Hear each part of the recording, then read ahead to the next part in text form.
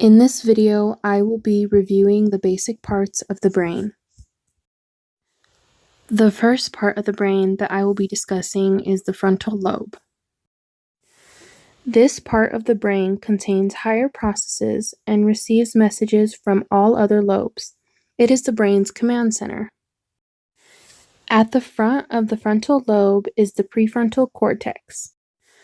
This part of the brain has many functions, including language, thinking, planning, memory, abstract thinking, self-awareness, decision-making, personality, and your executive functions.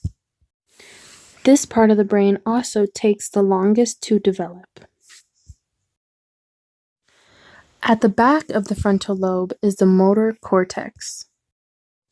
This part of your brain sends messages to muscles for voluntary movement. Now I'm going to talk a little bit about the parietal lobe. The functions of this part of the brain are receiving information concerning touch, sensory information, tracking location of objects, and identifying shapes. The occipital lobe contains the visual cortex, which is responsible for vision, visual perception, color, shape, motion, and perception.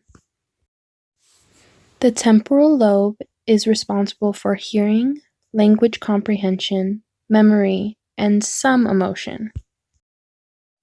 The cerebellum, or little brain, is responsible for motor control and your coordination. Cerebral palsy is caused when there is damage to this part of the brain.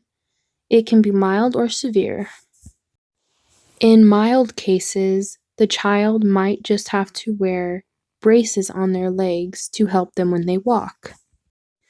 But in more severe cases, the child may not be able to walk at all and will need constant care for the rest of their life. The last part of the brain that I will be discussing is the brainstem.